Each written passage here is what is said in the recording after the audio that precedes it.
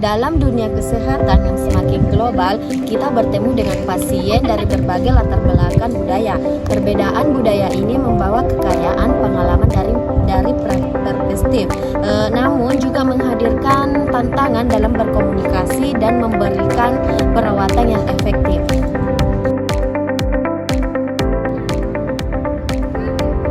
Komunikasi yang efektif adalah kunci untuk membangun hubungan yang kuat dan saling percaya antara perawat dan pasien.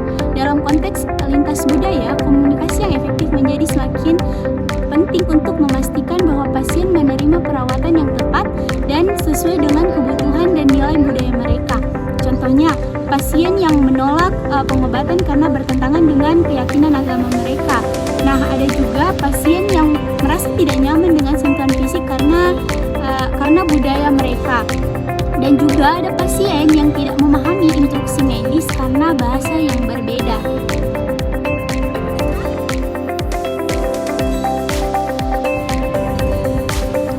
Ada beberapa tantangan yang mana ada perbedaan bahasa, nilai kepercayaan, dan gaya komunikasi dapat menciptakan hambatan dalam komunikasi antara perawat dan pasien.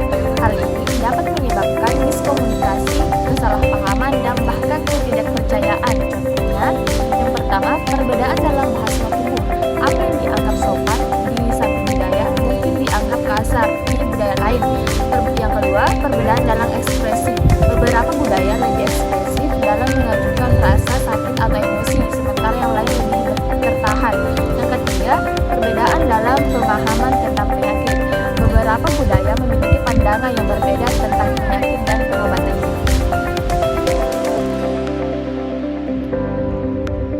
Untuk mengatasi tantangan ini, perawat perlu mengembangkan strategi komunikasi lintas budaya yang efektif. Contohnya, menunjukkan rasa hormat dan empati, menggunakan bahasa yang mudah dipahami, meminta klarifikasi, membangun hubungan yang saling percaya.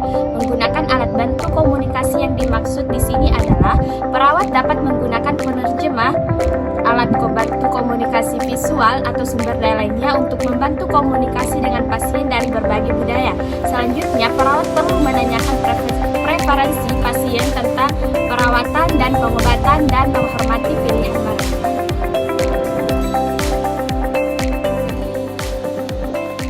Komunikasi lintas budaya yang efektif dapat meningkatkan kepuasan pasien, meningkatkan kualitas perawatan, dan membangun kepercayaan antara perawatan dan pasien.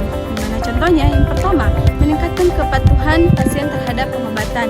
Pasien yang merasa dipahami dan dihargai lebih cenderung mengikuti instruksi medis. Dan yang kedua, pengurangan rasa takut dan kecemasan pasien. Pasien yang merasa nyaman dan percaya dengan perawat, mereka lebih cenderung terbuka tentang kondisi mereka dan kebutuhan mereka. Dan yang ketiga, meningkatkan keputusan pasien terhadap pelayanan kesehatan, yang dimana pasien yang merasa dihargai dan dihormati lebih cenderung merasa puas dengan layanan kesehatan yang mereka terima. Sebagai perawat, kita memiliki tanggung jawab untuk membangun komunikasi yang efektif dengan pasien dari berbagai budaya.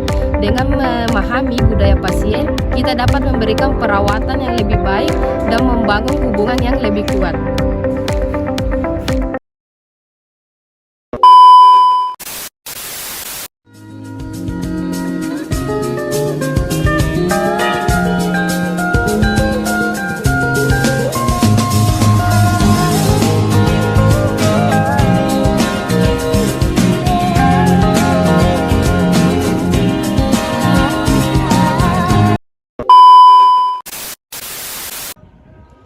Aduh Hilda, kaki ibu terasa nyeri, padahal ibu sudah minum obat.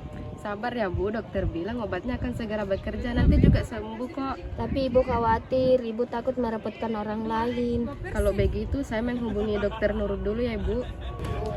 Assalamualaikum, dokter ada di rumah? Ini kaki ibu saya sedang sakit dok, kalau boleh tahu dokter ada di mana? Saya sedang di taman. Oh iya, saya akan menghampiri ibu. Ibu tenang saja, saya sudah menghubungi dokter Nurul, dia akan segera datang ke sini. Ya, semoga dia bisa membantu. Selamat siang ibu. Bagaimana kondisinya hari ini? Kasihan dok. malah kaki ibu masih terasa nyeri. Sudah minum obatnya? Sudah dok, tapi masih terasa nyeri. Baiklah Ibu, saya akan periksa lagi ya. Jadi sebelumnya Ibu, saya ingin bertanya, apakah Ibu biasa mengonsumsi obat herbal untuk mengatasi nyerinya Ibu? Oh iya dok, ibu biasa menggunakan obat herbal dari kampung. Apakah Ibu boleh menunjukkan ramuan herbal itu kepada saya? Tentu saja dok.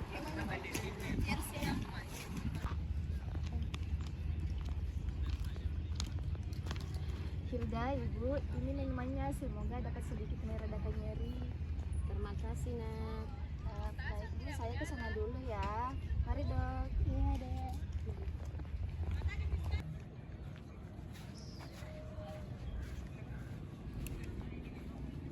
Permisi Ibu, saya perawat Salsa dan ini teman saya. Halo Ibu. Saya ingin bertanya Bu, sedari tadi saya perhatikan Ibu. Sepertinya Ibu kurang sehat ya, apakah Ibu butuh bantuan? Terima kasih nak, saya merasa nyaman. Hanya saja kaki ibu masih terasa nyeri. Tapi dokter Nurul sudah datang dan akan memeriksa ibu. Baik Bu, saya dan teman saya akan membantu Ibu jika Ibu membutuhkan sesuatu.